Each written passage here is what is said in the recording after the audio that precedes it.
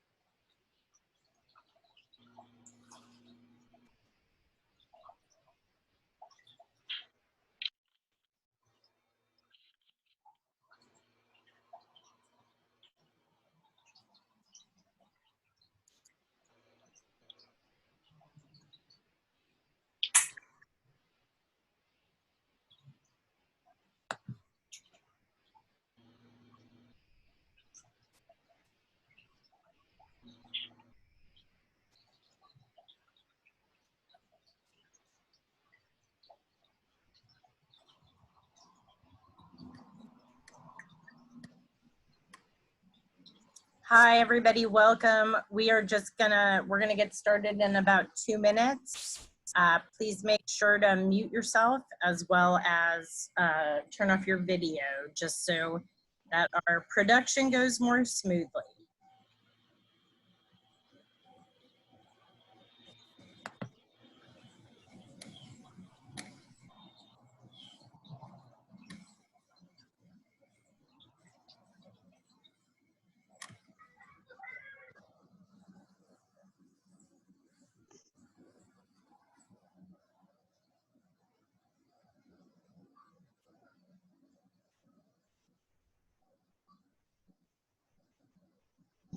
I'll take your call.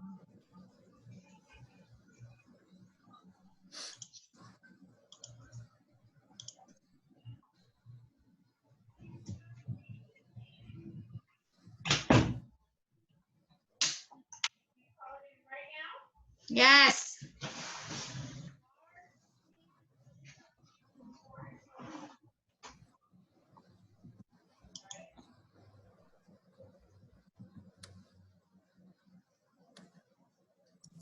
Hi guys, as you come in, if you'll mute yourself and turn off your video, we expect a large crowd and we want to keep it as smooth as possible. We don't want to overwhelm the bandwidth.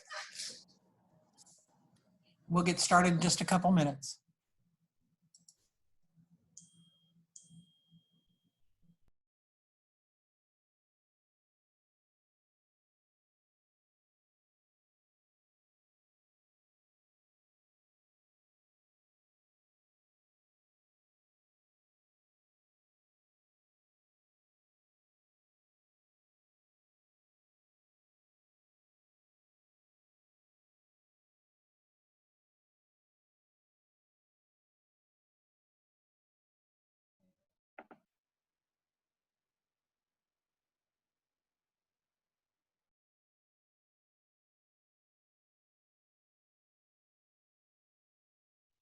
That's just unmuting the microphone.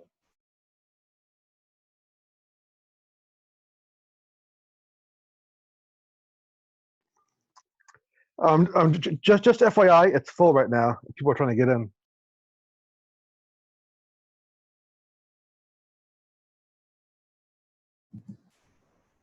Josh, you're saying you're trying to get in?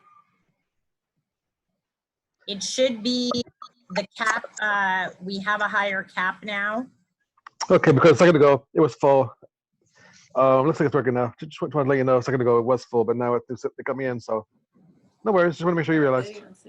Yep, we did lift our cap because we expected more than 500, but in the event anybody can't get in, we are definitely recording this so we can share it. Thank you. Greetings and welcome everyone. Hey, my name is Rob Creek. For those of you that don't know me, I am the very proud president here at HCTA.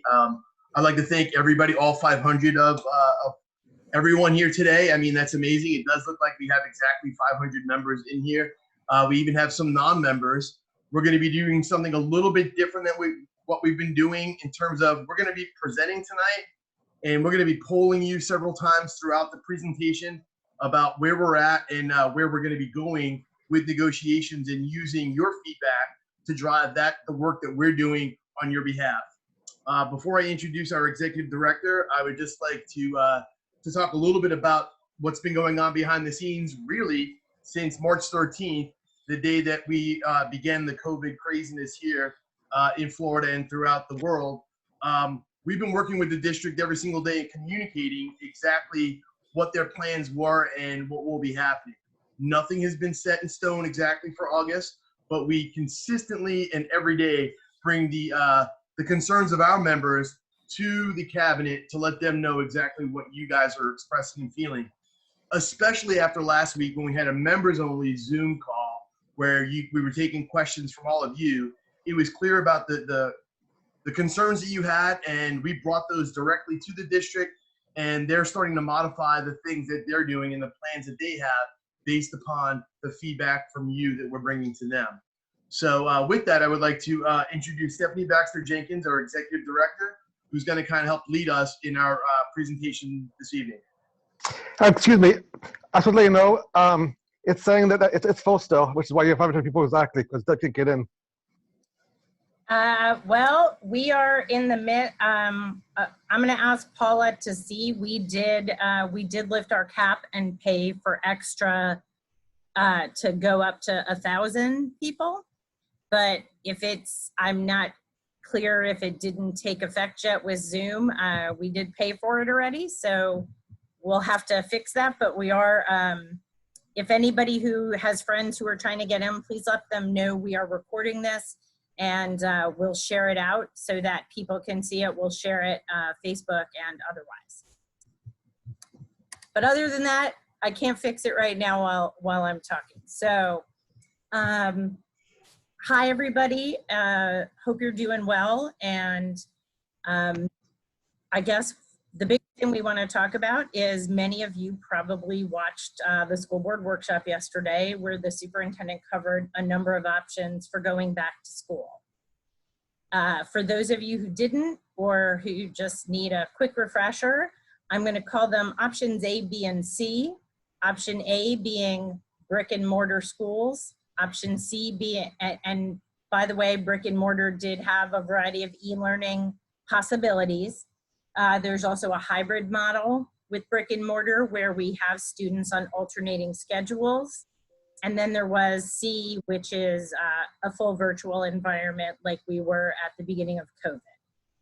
So for those of you who are members and saw my post in the member zone last night, I am going to tell you that as you think about things, while I do not have a crystal ball, especially in this crazy time where things are changing daily, I'm going to tell you that I think it would be best for you to consider that the option that the district is most likely to go with is option A. And so I want to talk a little bit about what option A had in it, because one of the things that any of you who watched yesterday are going to notice, they gave a very basic outline. It did not have a ton of detail, and there are a lot of definitional aspects and other pieces we're going to need to work out. But option A was we are open in our brick and mortar schools. However, in our the ability for parents to choose to send their children to Hillsborough Virtual, which has always been an option, but this in theory would be you're going to take your kid out of brick and mortar and send them to Hillsborough Virtual full time. There is also the option of a site-based e-learning. Site-based e-learning would mean that unlike Hillsborough Virtual, where if you go full-time, you are unenrolled from your local school or your magnet school, wherever you go, you're unenrolled from that and then put in virtual. Site-based e-learning would say your child can still stay at whatever their neighborhood school is and get e-learning through that, still having a connection with your local school. So that is the component, since we've never done it, that I think needs the most definition. Here's what I can tell you I do know now from conversations with the cabinet. Site-based e-learning, they do not expect to be a sort of, plan your own Odyssey sort of trip like some of e-learning was when we did it quickly, where some kids were doing nights, some kids were doing all day long, and it was all over the map. They do plan for that to be a much more structured virtual environment, meaning if you're in elementary, you might go to school from 8 until 2, whatever your school hours are, and you'd in essence see a number of teachers that you would for your reading block or your math block or whatever pieces. But basically it would be a much more structured environment. We've obviously got to work out all the details as to what that means for teachers. Their original notion was that those jobs would be done by a teacher, but they would be done at the school site. I have asked them to consider that depending on how many people sign up, they potentially leave some of those open as virtual jobs so that we could potentially put some of our at-risk individuals in those jobs. And so I guess, what I would say is I still think unless something drastically different happens with our numbers, my bet is that is the option they're going to offer. And I think they are going to hope that by giving parents some different virtual participation options, that people basically select themselves out of brick and mortar schools such that we are then lowering our numbers and can better social distance and things such as that. We have a couple, we've got a couple polls, and so one of the polls I just want to ask all of you right now, just so we kind of know where people stand. This is kind of just our baseline poll, but I'm gonna launch this to all of you, and please answer. I've got on this, generally speaking, do you agree kids are best served in our brick and mortar schools? So when you answer this, I want you to put aside your health and safety concerns, which I know are significant right now, but I think we've heard from most people that they do think kids would be better back in school. So as a baseline, I kind of want to see where this group is. I'm going to launch the poll now and give you about 30 seconds to answer.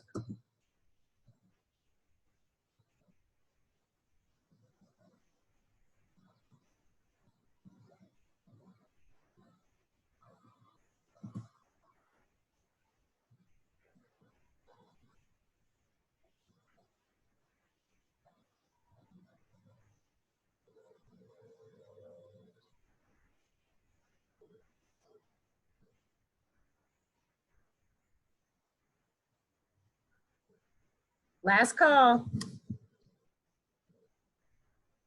Okay, well, most of you have answered, and I'm going to share the poll results just so you can see them. Looking at the poll results, this is pretty consistent with what we've seen, that as a general rule, most people think kids are doing better in the brick and mortar situation.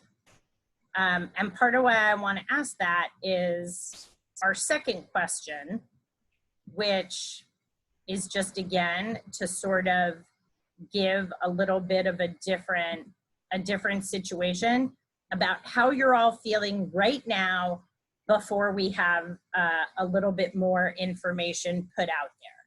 So based on what you know right now, we're going to ask you, given what you do know, the state of our COVID numbers in Tampa, with no other sort of information, how do you feel about going back? And there's a couple different options for you to choose. And I'm going to give you 30 seconds to answer this one as well.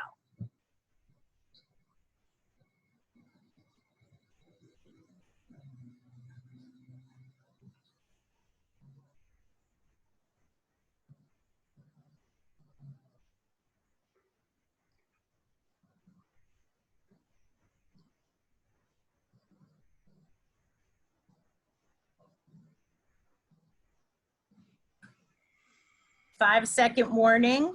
If you haven't answered the poll, please do so. I'm going to give you another couple of seconds because I see the numbers ticking up. So I don't know if the internet is slowing down. Okay. I'm going to end this poll. And just so you can see, sharing the results. And I'm part of the reason we want to show you this is it kind of gives a context for the discussion we are about to have. So out of the current poll, 8% of you are ready to go back. 39% of you are ready to return if precautions are in place. And over 50% of you don't feel like it's safe to return, which that, just to also give you all some context, that over 50%, that's a higher number than has been in the past. And so I think the big increase here in Tampa, the way our numbers are surging in Florida as a whole, obviously has a lot of you worried. And so as a union, I do want to say that is obviously one of the reasons we are here. Our number one concern as we do this, we obviously want to, you know, we all care about kids. I know my own 2 high school kids cannot wait to get back, and I can't wait to get them out of the house. And I think a lot of parents feel that way. But I also know lots of us are feeling a lot more concerned in the last week or 2 than we have in the past. And so our number one concern is obviously for all of you, and that when we return, we're returning in the safest and most healthy conditions we can be. That's an overriding goal. We also have, you know, in the teaching workforce, I'm not telling you all anything you don't know. A lot of you are, you know, over 60, over 65. Many of you have health conditions of varying degrees. And so we obviously want to do our best that in whatever kind of conclusions we come to and whatever things we can bargain, that we can do the best we can to keep people employed in a safe scenario.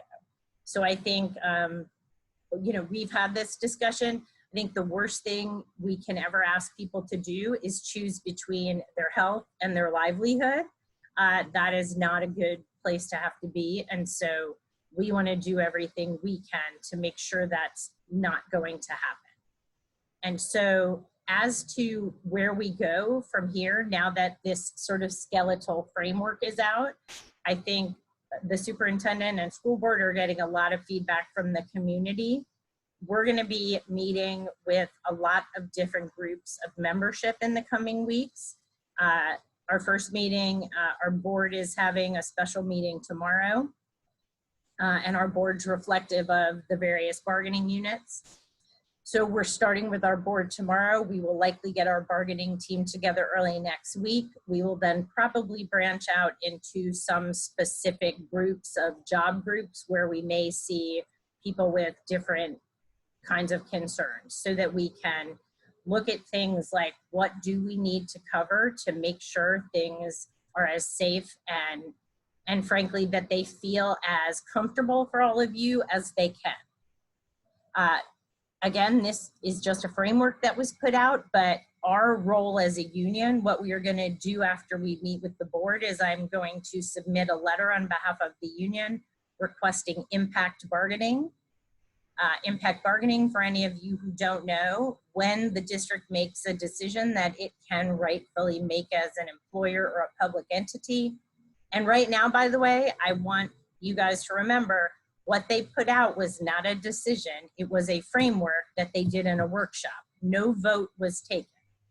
So right now we are not at the stage where they actually put a policy in place. But what I'm going to do is sort of preemptively say, I know you didn't pass a final policy, but any final policy is going to have impacts on us. We would like to sit down and bargain all these impacts with the district. And so we'll lay out what a number of those are. And like I said, really strong health and safety precautions are going to be an issue. Obviously, you've all heard the district has made clear it's going to have cleaning supplies. It's going to train custodial staff to more properly or fully clean. You're going to have Lysol wipes and other things in your rooms so that you can potentially, whether you engage students in sort of taking responsibility for wiping down desks as they change classes or whatever, there'll be those supplies there for you. There'll be ample hand sanitizer in schools, in public areas, on the walls, and all of that. From our past meetings, we've also made clear they should look at hot water being provided at schools. They should look at making sure bathrooms are not locked, which is a common problem in high schools. A number of things on that note. But one of the things that became clear after last week and some discussions that were had is people do not feel comfortable with the notion of business as usual with more hand sanitizer, is what I'm calling it by shorthand. And so we want to check in with all of you on what are the kinds of things you want to see to feel more safe. One of the things that has come up, if you follow the emergency policy group here in Hillsborough County, which is covering both the locality of Tampa as well as the full Hillsborough County, Plant City, Temple Terrace, all of it. That policy group, as well as the Tampa mayor and lots of all the different politicians in the area, masks have been the new big point of discussion. And so I do want to sort of check in with where people feel about masks. Before I do this, I do want to make clear to people, if you're a member and participating in the member-only Facebook group, the discussion there has tended toward people being very much in favor of masks. I do want to say for the record, I've had members, Rob has had members, some of our staff have had members reach out to them that they have some significant concerns about masks. And those concerns range from their own inability to wear it because some have anxiety, some have asthma or breathing issues and they're not comfortable. Some don't feel like they would project appropriately in the classroom environment with a mask on. Others, and this is more an elementary issue, feel very concerned about what it would be like to have to handle a big bunch of 5-year-olds wearing masks. That it's very hard to get all those classroom procedures down early on, and so adding that is not something they're excited about. And so I just want to give you guys context that people really do have a wide range of feelings for a lot of reasons on this. But I'm going to give you a quick poll question right now, because masks are probably, you know, the thing I think that's the big current debate. And I've got a bunch of choices here for you, from masks should be mandatory for all staff and students to I'm not wearing a mask and I don't think kids should have to wear them. And then I've got a number in between. So please, I'm going to launch this and give you a few 30 or 40 seconds to answer.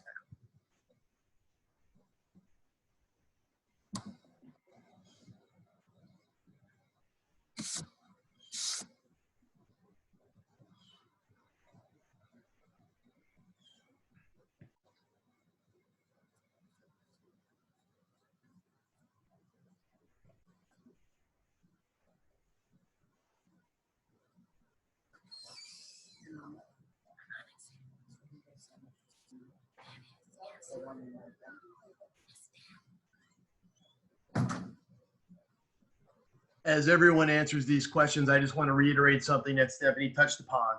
All the decisions that we're making are driven by our members. If you're here as a potential member, we ask that you please consider joining your professional organization so that you too can have a say in the direction that we're going. We are engaging members at a rate in a way that we've never had before, with Exhibit A with 500 people here in this Zoom call, with many more waiting to get in. We're sorry about that glitch, but we will get that worked out, and we are recording it. But we are using now concentric circles of membership to drive the decisions that we're making, and taking the data that we're collecting from you right here and now to be part of the workshop that we have with our board of directors tomorrow, then with our bargaining team, and then with smaller groups of our members that represent the different job descriptions that we have, and we have the privilege of representing all of you with. So thank you again for being here. And if you are a potential member, please consider joining us, because we need you and we want to help represent you and give you a voice in the decisions that we're making. All right, I'm going to share the poll results on masks. So right now, the vast majority of you do feel masks should be mandatory for all staff and students. Some feel mandatory for staff but not students. Some feel it should be left to the individual teacher. Some say masks should be recommended but not required. And about 3% of you, don't care about the mask piece. So for yourself or kids. So, this I would say is pretty reflective of what we've seen from people. Again, I know, sometimes this thing gets politicized, and I think, both Rob and I have had, Rob spoke at the school board yesterday. I think you'll probably see us on TV in the coming days, and radio and other things. Our basic message to people is, I would like, whatever decisions are made, my main sort of concern is that decisions are made based on science.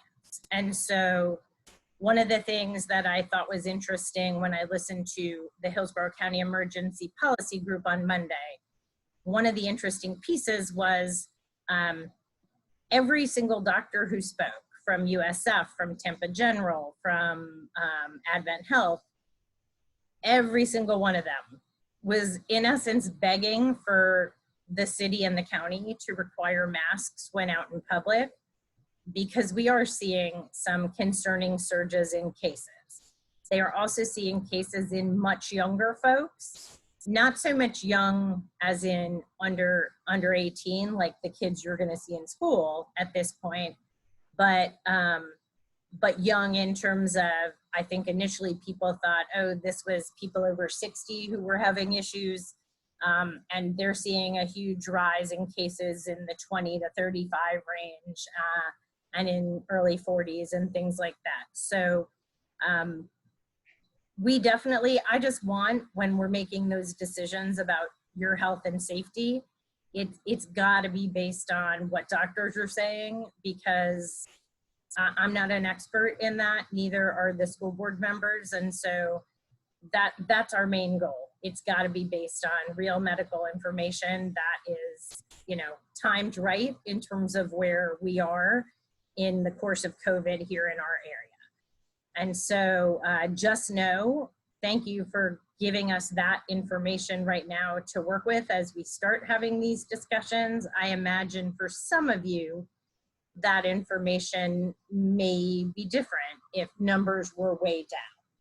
And so again, I would expect that over the course of the coming weeks, much as in many respects, we want to let you all relax and have a summer, we also want to check in with you at least weekly, because things are changing so frequently. So that's sort of where we are. I mean, like I said, we're going to request impact bargaining.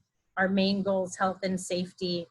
A secondary goal that's within sort of health and safety is for our members that are sick and immune compromised for themselves, that we make sure, to the extent we can, that there's maybe jobs in virtual or other places for them.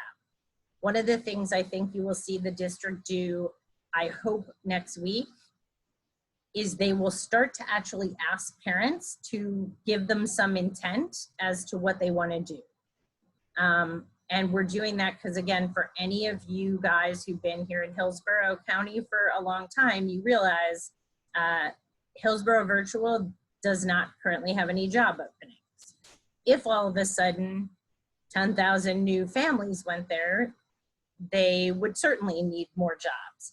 And so one of our asks, and sort of one the district has, we don't have it in writing and we will get it, but they've generally agreed with the notion that if we see a big expansion in Hillsborough Virtual, we could save those jobs for people who have health conditions and would otherwise have to go on a leave. And so I do want to ask all of you a question here. And let me preface this by saying, one of the most difficult scenarios we have to deal with, and when I say we, it is we as a union, but frankly also the district as an employer. Your health information is not, you know, your principal may have no knowledge of your health situation. And even if HR has some paperwork on file by law, family medical leave and ADA required, you know, medical paperwork does have to be stored separate from your overall personnel records. And so, you know, the tough part is, I don't think any of us have a really solid idea of people who are in that scenario where they really would feel like they had to take a health leave rather than work, even if that were unpaid.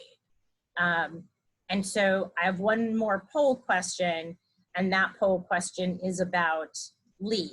And one of the things I want to ask, because people would potentially take leave for a variety of reasons, when you're answering this, I want you to seriously consider, I mean, this is anonymous. I'm not getting any health information from you. But when you answer this, the question is, if a virtual position is not available, I plan to take a health leave. I am really trying to get a decent idea of what percentage of you are seriously in the position that you would choose to not get paid rather than potentially take the risk. There's a lot of people who may not like Muted. but would take it. So this, I mean, I'd really like you to answer it with, would you literally not get paid because you're that worthy? So I'm launching the poll now. We're gonna give people a couple seconds to answer. No.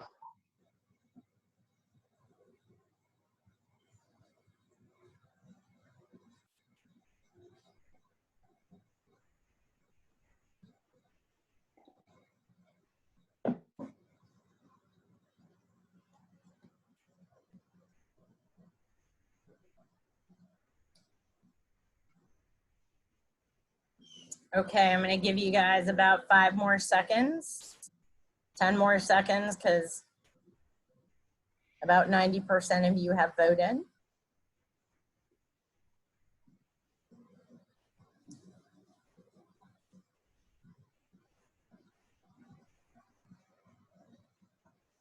Okay. So sharing the results, I want to just say thank you guys for answering this. This gives us at least some general notion of how many people we have to try to find some solutions for. You'll see that 17% of you said you are in the position that you would need to take a leave. So I do want to make sure you all are aware that we will do the best we can in that circumstance, but we can, you know, we certainly, 17% of of 19,000 roughly of you is, 3,300 people. That's including our teachers and ESPs. I don't know that we can get that scenario. I don't know that we can get a virtual option for all of you, but we are going to do our best to put some kind of process in place where you would be able to apply. And if you're in a group of these applicants, you'd have the first option to get these virtual jobs. So that's our current plan, but we're going to work through it with the district. Rob, did you want to add any other? Other than the idea that all of our options here, we're trying to protect jobs and protect the safety of all of our members and of course the students. So sometimes that is becoming extraordinarily difficult. And what we're trying to do is work with all of you on a weekly basis and as often as possible to get your feedback to help drive where we're going. Getting these answers tonight is really going to help have a more rich conversation with our board of directors tomorrow as we start crafting what Stephanie would call our MOUs, our memorandums of understanding with the district, and the impact bargaining. Impact bargaining is different than regular bargaining where it's outside of, regular bargaining would be our contract, but the impact bargaining are the conditions that we're now dealing with, and that will be COVID. So we appreciate all of your help. We know that there are some potential members here on this call. We ask that you please join HCTA. We need you and we want you as members because we want to help use your voice to drive the work that we are doing. So I would just want to say thank you to everyone for being here tonight. I want to add a couple more notes just for this evening to give you some sort of new things we have heard today. At about 3 o'clock today, the governor signed into law his proposal on raising beginning teacher salary. So this is a double-edged sword, and here's why. Now the numbers I'm going to give you are statewide, and so I don't have our exact distribution in Hillsborough, though I should have it by tomorrow. They are putting $500 million statewide toward raising the average teacher salary to as close to $47,500 as they can get. There are some districts that start at 35, so that's over a $12,000 jump. There are some districts that are pretty close to that. We're at 40, and we're on the higher side of the average in the state. So, so it's great to raise beginning teacher salary. We all agree, you should all make far more than you do. Here's the tough part. They put all of that money, and you will hear in the news, it is the biggest education package they have ever passed in the state of Florida. This part's good. The bad part is they gave $500,000 toward all the new teachers. And by new, I mean just starting out or anybody under 47.5, which for us is people in the first 6 years of employment, roundabout. But they only gave $100 million across the state for veteran teacher salaries.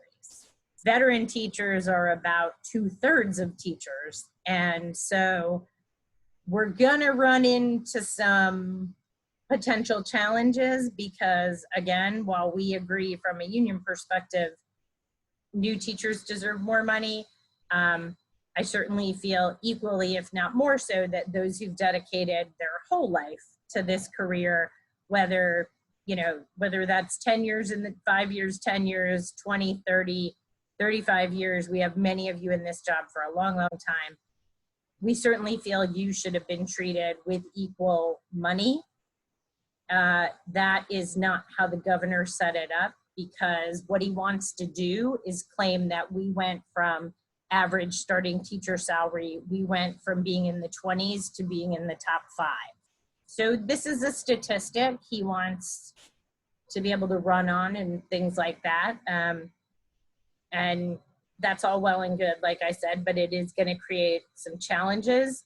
We are also worried that while this got signed into law and we are being told that the overall budget is going to go forward without changes, all of you can imagine Florida, because we are very sales tax based and property tax based, but sales tax being the big problem in the midst of the pandemic and the lockdown, or the stay-at-home orders, we're taking a big hit as a state. And so we do have decent reserves. And so I can see that they don't necessarily have to change the budget immediately. What we are concerned about is that we will all get done bargaining, and they will go back in November after the 2020 presidential election. And then they will take money out of the second half of the school year. So we have some concerns about this. And again, my concerns could be different depending on how long our state stays in this kind of surged virus state. So we'll have to see. I mean, that's one of those things, like I said, it's some good news, but not all good news, because we would have liked to see more money go to our veteran teachers. To fund that, just in case, again, we have talked about this since last school year, to fund that, they did get rid of all the bonus performance programs. So Best and Brightest and other things are no longer available. That was probably the biggest new thing today that we've heard. If you watch school board meeting yesterday, you will, and I would suggest we'll send some things out on this as we know more, but you will see that the school district decided to buy additional pieces of iReady. And they gave the indication, I think right now, how you all use it in different elementary schools has been different depending on where you are. I think there is going to be a big push to have a lot of consistency in the usage of that. More on that at a later time. They also purchased Achieve 3000 as a supplemental reading program for grades 3 through 10. And they purchased a phonics program for K through 2. So There's going to be a lot of things out there. They did indicate to the superintendent and his staff indicated to the school board that there will be loads of training coming up for all of you in July. This all happened yesterday, so we haven't yet gotten answers to when is that training, how is it going to be delivered, do they plan to pay you? My answer is, of course, they should plan to pay you, so we'll have more on that as we go forward. Rob, any other notes from school board or? I think you've hit all the big ticket items, especially some of those curricular items that we will dig into the details with our members next week in subsequent meetings. And just to wrap once again about membership, I was reminded that, hey, right now, if you are a potential member, you don't pay dues until the middle of September when they start taking deductions from paychecks. So you could join pretty much for free right now, and then you don't actually pay for membership until deductions begin in mid-September. So that's another reason why you could do it right now, and we hope that you're willing to join. You can go to hillsborocta.org, that's our website, and you could download the new member card at the bottom of our website there and send that in electronically without having to send anything in through US mail. We do see, as Rob said at the beginning, we did set this meeting up a little bit differently. Last week's meeting went for well over 3 hours, and we are pressed for time on a number of fronts, but we also wanted to make sure we got through all of this sort of basic info to give you all a heads up. But we will again have more news next week when we actually get answers on some of these things that have just come out. And so if you have a question, please feel free to contact your rep. Again, on the website, you can find all your different cluster reps and their email. Please feel free to get through to them. You can certainly also email Rob or I or Paula Haggerty, and we will get back to you as soon as we can. Again, many of you have emailed me your individual concerns. I am getting through the emails as quickly as I can, but know that I have all that information, and when we have answers, we will absolutely share them with the membership. But for now, just tonight, we do want to wrap it up quickly just because we have some other commitments. And we will be back next week with hopefully more information and a little more Q&A for next week. Thank you, everyone. Be safe. And those of you that are on summer break, go and have some fun. Yeah. Talk to you guys soon. Please don't stress. We're in a time of lots of change. We have your back. We're going to do everything we can and everything we need to for you. Relax as much as you can and have some fun because we'll be back in school sooner than we know it. So have a great night, everybody.